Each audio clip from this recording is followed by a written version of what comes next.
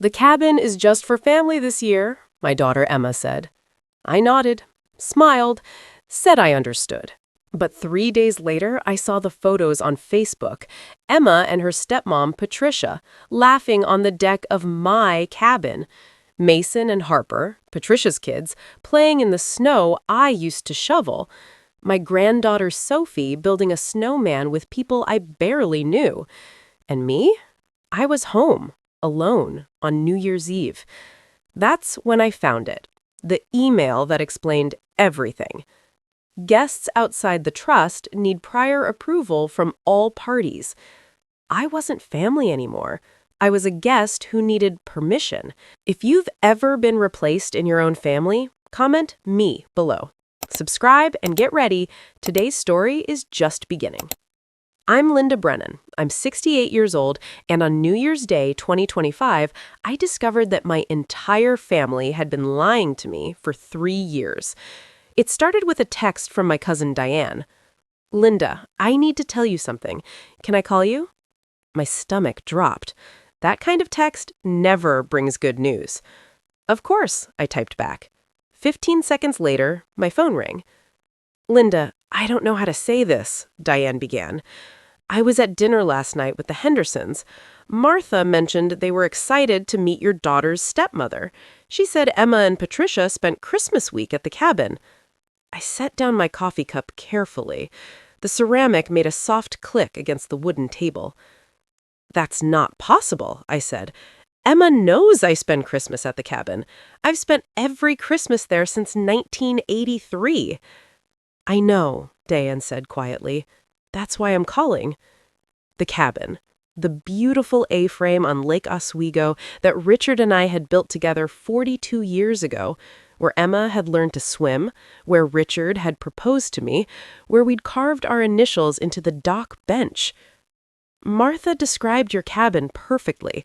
The blue shutters, the stone fireplace, the dock with your bench. I pulled up Emma's number and called. 4 rings, then voicemail. I texted, "Can we talk? Important." 3 dots appeared, then disappeared, then appeared again. Finally, "Busy today, Mom. Can it wait?" "It's about the cabin," I typed. The 3 dots vanished. No response for 20 minutes. Then my phone buzzed. Not Emma. Her husband, Michael. "Hey, Linda. Emma's swamped with work. What do you need to know about the cabin?" I stared at that text. Not, "How are you?" Not, "Happy New Year." Just, "What do you need to know?" I typed, "Who has access to it this year?" The 3 dots stayed there a long time. "We're working out the schedule. Emma will call you when she has a minute." Working out the schedule? For my cabin? I opened my laptop and pulled up the property records for Lake Oswego. I typed in the address, 4782 Lakeview Drive. The page loaded. Owner of record, Emma Patricia Brennan Torres. Transfer date, June 8th, 2024. 7 months ago. Richard had died March 3rd, 2023. By June 2024, I was barely functional with grief. And someone had transferred the deed into Emma's name. I called Patricia, Richard's widow, the woman who'd been his close friend for 2 years before our divorce, the woman who was 38 when she married my 65-year-old ex-husband. She answered on the first ring. "Linda," she said warmly, "Happy New Year. How are you?" "Did Emma invite you to the cabin?" I asked. Silence. Careful silence. "Well," Patricia said slowly, "Emma's been so kind to me since Richard passed. She knows how much I loved spending time at the lake house." Lake house, not cabin. "So you've been there?" "Oh, yes. We had the most wonderful Christmas. Emma's children are so precious." "The cabin is mine," I said. Another pause. Longer, this one.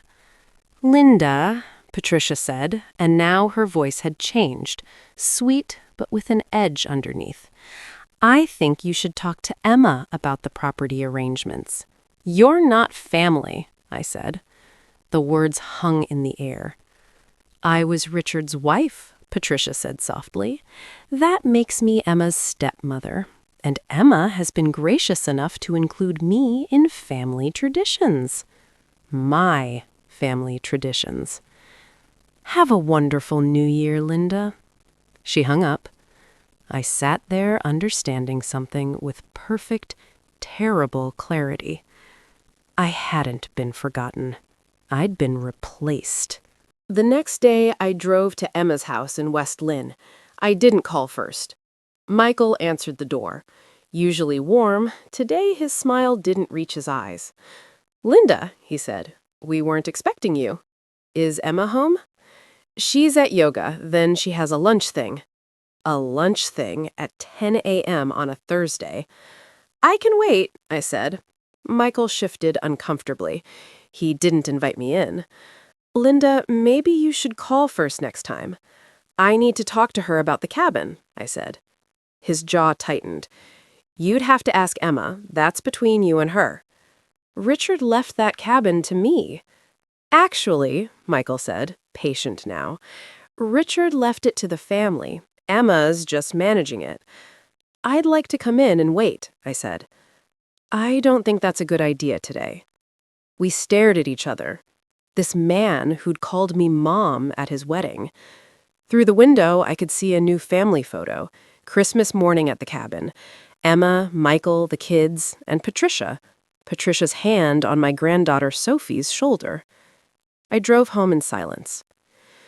2 weeks later, Emma finally called. "Mom, sorry I've been so busy. How are you?" "I saw the property records," I said.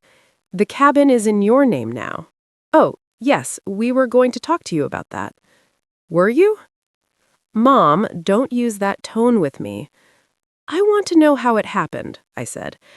"Dad left everything in a complicated situation. The lawyers said the cleanest thing was to consolidate assets." "I'm not dead," I said. Silence. "No one said you were," Emma finally said. "Then why are you treating me like I am?" "Oh my God, Mom, you're being so dramatic. This is exactly why we didn't tell you." "We, not I. We." "Who is we?" I asked. "Michael and I, obviously." "And Patricia?" Another pause. "Patricia has nothing to do with this." "She was at the cabin for Christmas," I said. "So?" "So I've spent every Christmas at that cabin since before you were born." "Mom, you spent last Christmas at Aunt Carol's." "Because you told me you weren't using the cabin. You said you were going to Michael's parents." "Plans changed," Emma said. "And you didn't think to tell me?" "We didn't think you'd mind, and Patricia, she's been through so much with Dad dying. We thought it would be nice to include her." Include her. Exclude me. "I want to see the paperwork," I said. "The transfer documents." "You didn't sign anything. Dad put it in a trust. When he died, the assets transferred according to the terms he'd set up." "That's not what his will said." "The will was old. The trust was more recent. It supersedes the will." "I want to see it," I said. "Fine. I'll have Michael send you copies." Her voice was sharp now. "Is there anything else?" "Emma," I said, "why are you doing this?" "Doing what? Managing Dad's estate like he asked me to? Being responsible?" "You're shutting me out." "I'm not shutting you out. You're inviting yourself into things and getting upset when the world doesn't revolve around you." "The world doesn't revolve around you." She hung up. The documents arrived 3 days later. 47 pages. I opened them with cold dread. The trust was dated March 15th, 2022, 1 year before Richard died. I was on page 23 when I stopped breathing. Article 8-1. Excluded parties. The following individuals are expressly excluded from any beneficial interest in the trust property. Linda Marie Brennan, DOB, 3/17/1957. Reason for exclusion: grantor's former spouse. Expressly excluded. No rights to use, occupy, or claim any interest. The cabin I'd helped build, the land I'd walked while 8 months pregnant, the windows I'd measured, the deck I sealed every spring for 40 years. Expressly excluded. Page 31 was worse. Article 12. Additional authorized users. The trustee may authorize additional individuals, including trustees' step-parents. Patricia. Emma could invite Patricia. Emma could invite anyone. Just not me. I was expressly excluded. I called my lawyer, Marcus Chen. He read the documents with a grim expression. "This is legally binding," Marcus said, "and Richard established this trust while competent, and you—" he hesitated. "I'm expressly excluded," I said. "Yes. Did you know about this trust?" "No." "The cabin, was it community property when you divorced?" "Yes, but Richard's lawyer argued he had a superior claim. My lawyer advised me to let him have it." Marcus was quiet. "Even if we could prove undue influence, the trust is valid." "What about everything I put into that cabin? 40 years of maintenance." All considered gifts to community property during marriage, unless you kept receipts from separate funds, which I didn't, I said. "I'm sorry, Linda. This is cruel, but it's legal." I stood up. "Thank you for your time." "Linda," Marcus said gently, "this relationship with your daughter, if you push legally, it will destroy whatever remains." "Marcus," I said, "I think it's already destroyed." That night, I started documenting everything. I created a folder, evidence. Every email from Emma over 3 years.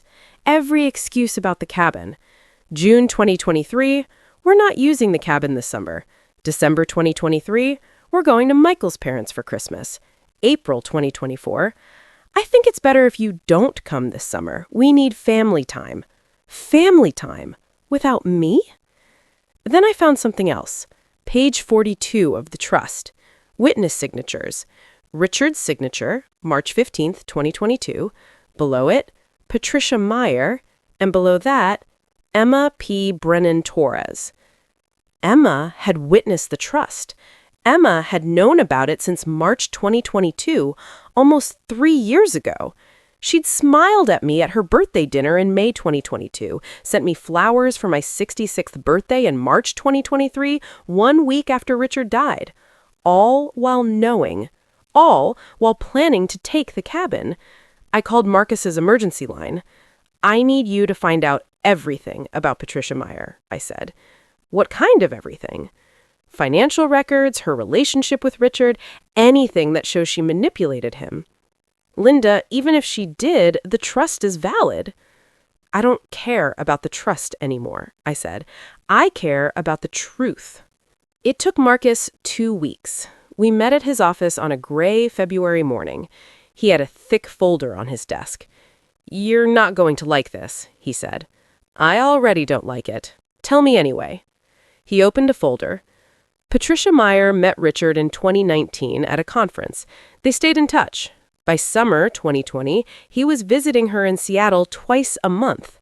2020, the year Richard said he needed space.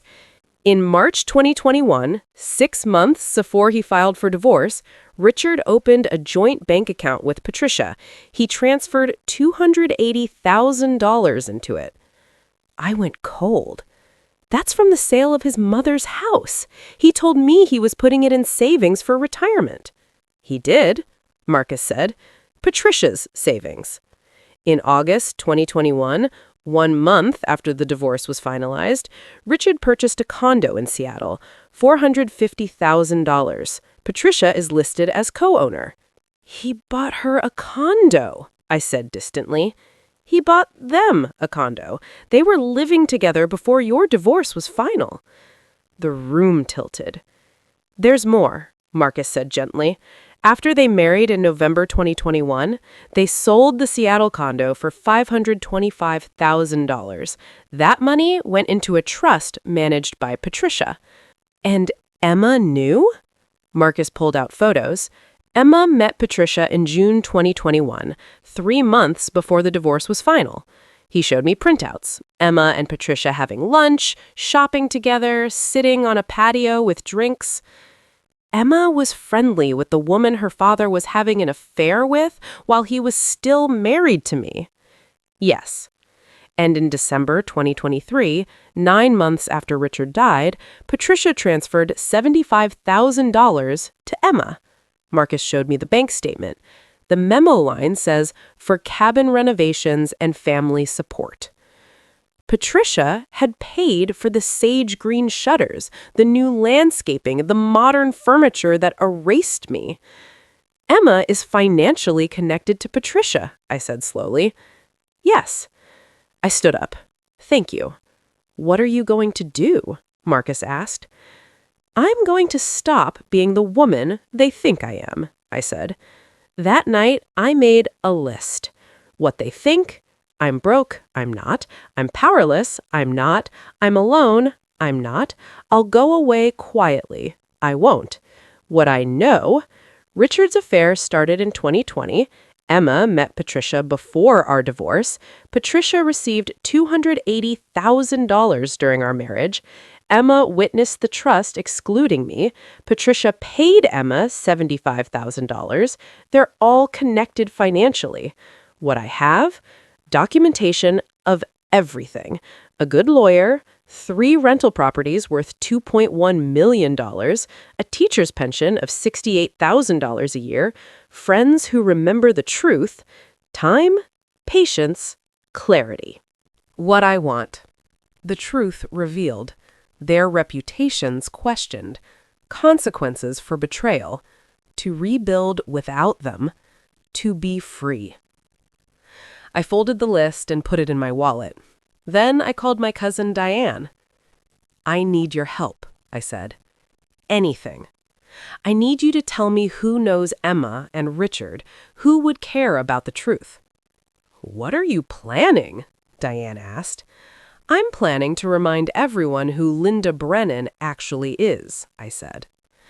I'd spent 68 years building a reputation in Portland, 38 years teaching high school English, thousands of students, hundreds of colleagues. I'd been quiet during the divorce, dignified. I'd protected Richard's reputation. That was over now. I called Martha Henderson first, our neighbor at the lake. Martha, I wanted to thank you for being honest, and I wanted to tell you the whole story. We talked for an hour. The affair, the financial transfers, the trust with my name excluded, Emma witnessing it. Linda, Martha said, her voice shaking. I had no idea. I know, but I'm done protecting them. What can I do? Tell people, I said simply. Tell the truth. I will, Martha said. By the end of the week, the entire Lake Oswego community knew. The second consequence came through my book club, 7 women I'd known for 15 years. At our February meeting, I told them everything. Showed them the documents, the bank records, the trust, Patricia's payment to Emma. They were horrified. That's not just exclusion, Margaret said. She was a retired lawyer. That's conspiracy. Can you fight it legally? Asked Susan. No, it's technically legal, but I can tell the truth. So what do we do? Margaret asked. You tell the truth, I said. When people ask about Emma, when you see Patricia, when anyone mentions Richard's name, they did. Within 2 weeks, I started getting emails, texts, calls.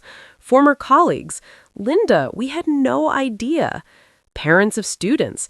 Mrs. Brennan, I can't believe this. The community was talking, and Emma was hearing about it. The third consequence was a furious phone call. What the hell are you doing? Emma demanded. I'm not sure what you mean, I said calmly. People are calling me, asking about some story you're spreading. I'm not spreading anything. I'm telling the truth when people ask. You're making me look like a villain. Am I?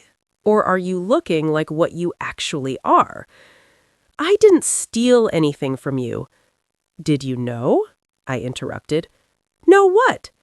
Did you know your father was having an affair with Patricia while he was still married to me? Silence. Emma, did you know? That's between you and Dad. You knew. You met her before the divorce. You became friends with her while she was sleeping with my husband. It's not that simple. It is exactly that simple. You chose her over me, so don't act surprised when I stop protecting you. This is manipulation, Emma said. I'm just telling people what you did. They're turning on their own. Stop talking to people. Stop spreading lies. They're not lies. Everything I've said is documented. Would you like me to start posting it publicly? You wouldn't dare. Try me, I said. She hung up. 20 minutes later, Michael called. Linda, you need to stop. Emma is getting calls from everyone. Someone even said something at Sophie's school. What did they say? One of the mothers asked if it was true that she'd stolen her grandmother's cabin. And what did Emma say? That's not the point. It is exactly the point. What did she tell that woman? She said it was complicated. Complicated, I repeated. Is that what we're calling theft now?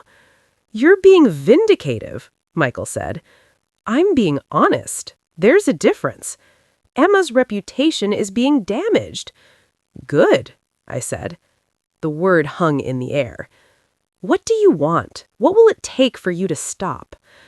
I want what I've always wanted, to be treated like I matter, to be included in my family. That's not going to happen, Michael said. I know. So I'll settle for everyone knowing what you did. The fourth consequence came through my church. I'd attended St. Mark's Episcopal for 30 years. Emma had grown up there. On Sunday, Reverend Susan approached me. Linda, may I speak with you privately? We went to her office. I've been hearing disturbing things about Emma, about the cabin. Oh, true, I said. I told her everything. That's a betrayal of family bonds, Reverend Susan said. Yes. What do you need from the church? Nothing. I just wanted you to hear the truth from me first. Linda, I want you to know that you are valued here. This community stands with you. Thank you, I said. 3 days later, Emma called. Reverend Susan wants a pastoral conversation with me. This is because of you. She asked. I answered honestly. You're destroying my life. No, I'm stopping pretending everything is fine. If that destroys your life, maybe your life was built on lies. She hung up. The fifth consequence came through Patricia. On March 3rd, 2 years after Richard's death, Patricia posted on Facebook. The post showed the cabin at sunset. Caption, 2 years ago, I lost the love of my life, but his daughter has blessed me with continued family. Grateful for this beautiful home Richard left us. Family is everything. 89 likes within an hour. I screenshotted it. Then I commented publicly. Beautiful photo of the cabin my husband Richard and I built together in 1983. Glad you're enjoying what 42 years of my labor created. Linda Brennan. Within 5 minutes, responses flooded in. Wait, Linda built this cabin? Patricia, did you know about Linda's contributions? This is the cabin you were excluded from, Linda? Patricia deleted the post within 10 minutes, but 23 people had screenshotted, including me. An hour later, Emma called, screaming. What was that? That was the truth, I said. You publicly humiliated Patricia. I publicly corrected the record. She claimed Richard left us the cabin, like she had anything to do with it. She didn't mean it like that. Then she should be more careful with her words. Patricia is devastated. Good. Now she knows how I felt for 4 years. Michael and I are talking to a lawyer. What you're doing is harassment.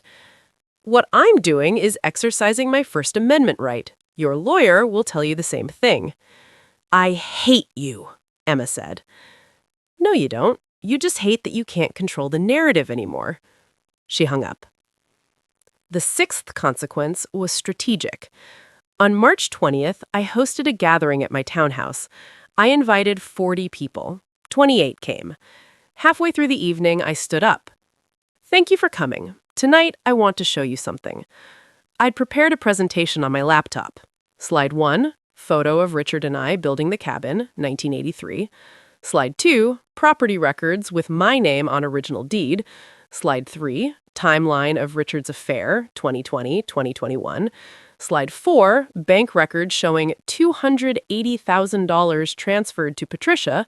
Slide 5, the trust document with my name excluded.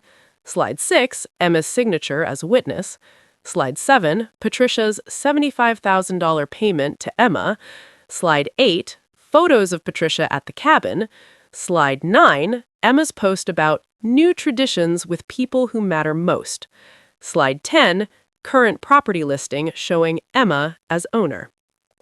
I walked through every slide, calmly, factually. When I finished, the room was silent.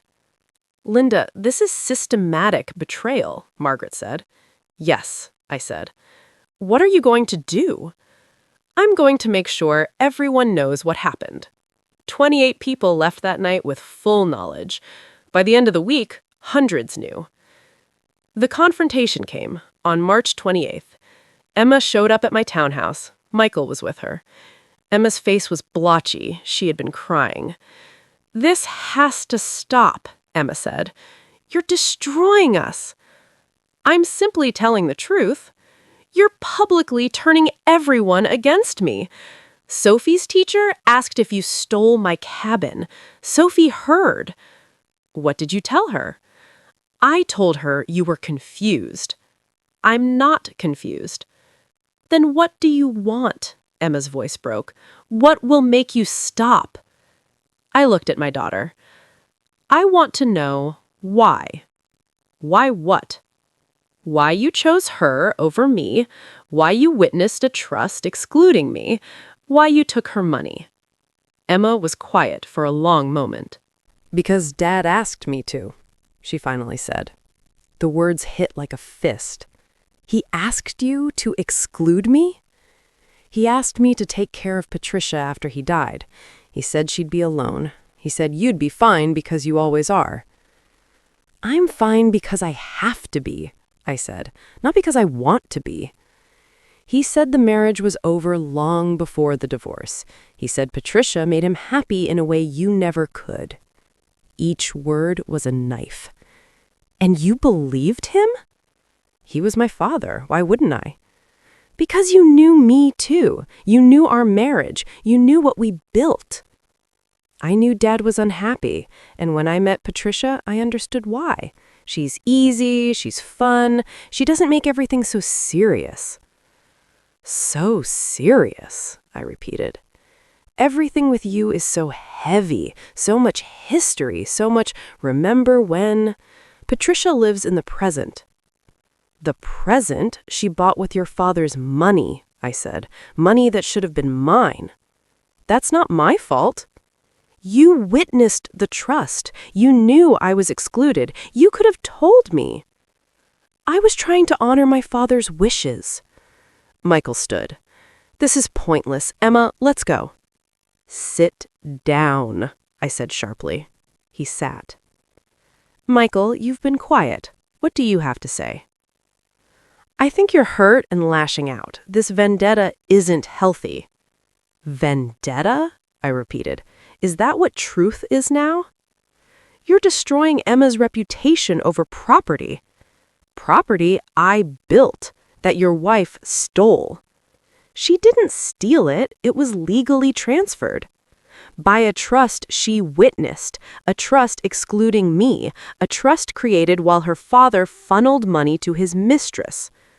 Patricia wasn't his mistress, Emma said. She was his partner. She was sleeping with your married father, I said. That's the definition of mistress. You're so bitter, Emma said. You can't accept that Dad moved on. I accept that. What I don't accept is being erased. What I don't accept is my daughter choosing her father's affair partner over her mother. Emma stood. I'm done. You want to destroy my reputation? Fine, but I'm done feeling guilty. She walked to the door. Michael followed. Emma, I said. She stopped, didn't turn. You can keep the cabin. I don't want it anymore, not after what you've done to it. She turned slightly. Then what do you want?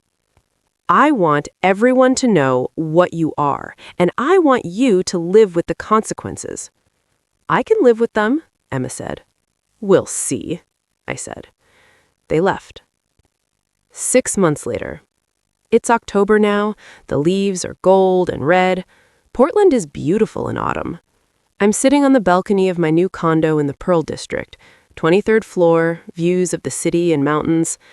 I sold the townhouse in June and bought this place. Modern, clean, mine. The legal case didn't go far, statute of limitations, but the filing became public record.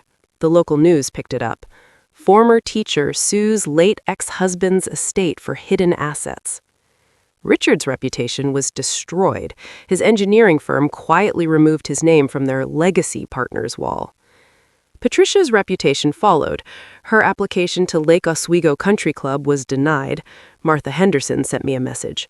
We don't want people like that here. Emma's consequences were worse.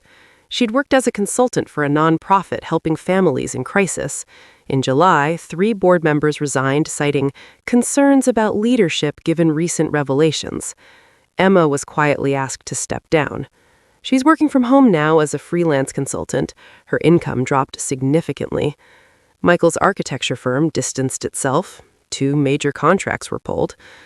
The cabin is still Emma's legally, but she hasn't been there since March. Martha told me she saw the for sale sign go up last month. They're selling it. They need the money. I won't buy it. That place is poisoned now.